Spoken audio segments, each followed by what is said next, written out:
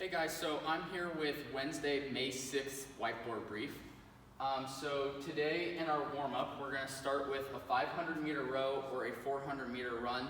This is supposed to be at 75%, so it'll be a nice jog, but don't sprint or gas yourself for the rest of the warm-up. Just get kind of loosened up and warm and get ready to move into these 3 rounds for quality of 5 cane squats, 5 push-ups, and then 3 inchworms, no push-up. So in these cane squats, you're going to start with a PVC pipe or a broomstick, or if you have an empty barbell, you can use an empty barbell if you don't have a broomstick. Probably prefer to go lighter than heavier in these though. And you're just going to start with that on your back. You're going to bend over with your knees barely bent till right about parallel, just like in a good morning. And then you're going to drop into a squat and then come back up and reverse that good morning. So do 5 reps of those and then move into 5 perfect push-ups. We are getting warmed up in those push-ups for the workout where you'll hopefully be doing quite a few push-ups. Make sure these are beautiful and you're locking them out perfectly. Keep those elbows in right next to your body. And then 3 inchworms. So in these inchworms, you're just gonna start with your hands at your feet, walk out into a perfect plank, and then walk back up. Stand up. Try and keep those legs locked to warm up your hamstrings and stretch those out. And then just special emphasis, no push-up in the inchworms because you're doing 5 push-ups before them. And then after that warm-up, you're going to move into your strength for the day. So we're going to be doing deadlifts. If you have a bar and plates that you can build to a heavy 5 rep, that's what you'll be doing today. Remember to squeeze those abs, squeeze your butt, and keep that back flat. Most important part is to keep it back flat, but squeezing your abs and squeezing your butt will help you do that.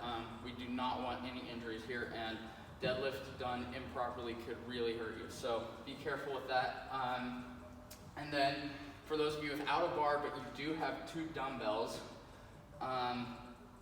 probably a good weight, but not too heavy. Make sure to keep your form good, but you're gonna do 4 sets of 6 reps with a 3-second tempo going down. So if you have both these dumbbells, first of all, you're only going to touch one head of the dumbbell to the ground. So probably the front head, so the head's right here, you're going to go down and touch that head.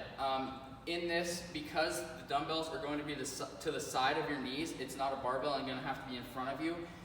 You're going to keep your back flat as normal in a deadlift and push your butt back until your hands are about the top of beside your knees, and then you're gonna sink down. This is gonna be a lot more squat-like than a normal barbell deadlift because of the placement of those dumbbells being beside your knees instead of in front of your knees. Remember to push your knees out. We don't want any caving in. And keep those 3 seconds down. So a deep breath at the top, keep everything tight, squeeze it tight, and then push your butt back and sink down. For 3 seconds down, explode up, and then straight down again for 3 seconds. You don't have to pause at the top and you do not have to pause at the bottom.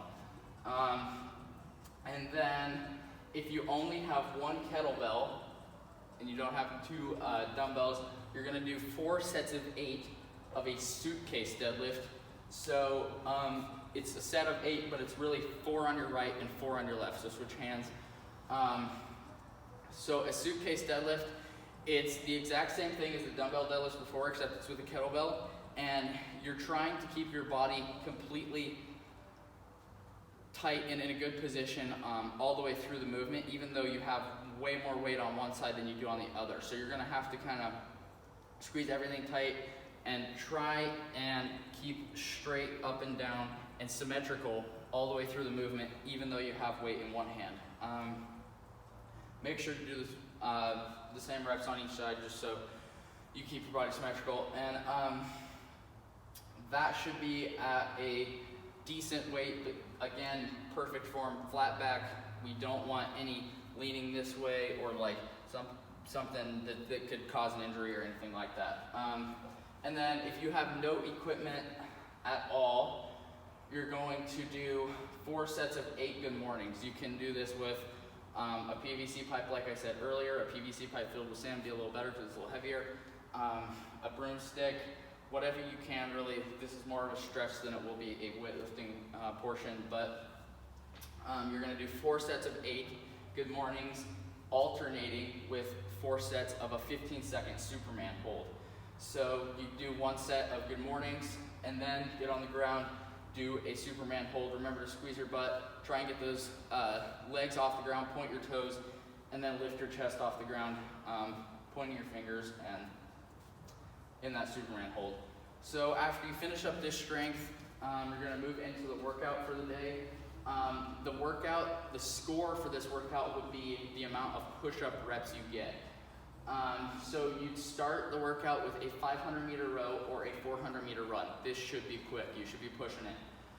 After that 500-meter row or 400-meter run, you're going to rest 2 minutes, and then you're going to move into 3 rounds of 15 deadlifts at 205 for the gentlemen and 135 for the ladies, or 20 dumbbell or kettlebell deadlifts. Use the same weight that you did in the strength if you're using a dumbbell or a kettlebell.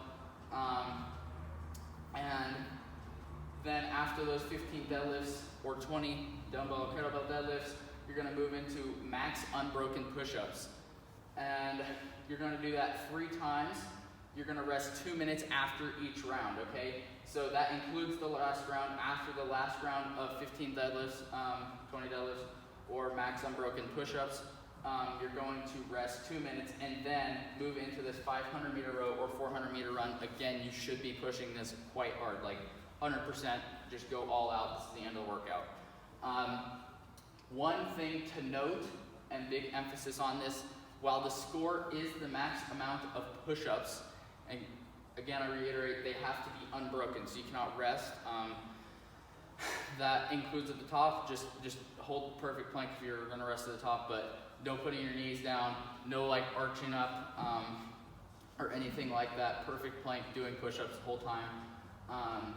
And a mod, if you cannot, not a mod, a scale, if you're going to do push-ups but you can't do perfect push-ups, we want you to probably do incline push-ups. So just put a bench or something against the wall, keep your body perfectly straight in a good plank position up against this, and do those push-ups. You want your elbows tracking inside just the same as you would in a normal push-up, and go for max unbroken reps there. So, but one thing to note is we do not want you to game it at all. So we want you to do those 15 or 20 deadlifts, depending on what piece of equipment you're using, a barbell or a dumbbell or kettlebell, and then go straight into these push-ups. We do not want you to rest a little bit and wait and try and loosen up to get the most amount of reps possible. This is meant to be a fast-paced workout. It's not a slow pace. It's not get as many reps. This is training. It's not competition. So you're going to get the most out of that by going straight into these push-ups and going for a max unbroken set. So yeah, have fun with this one, guys.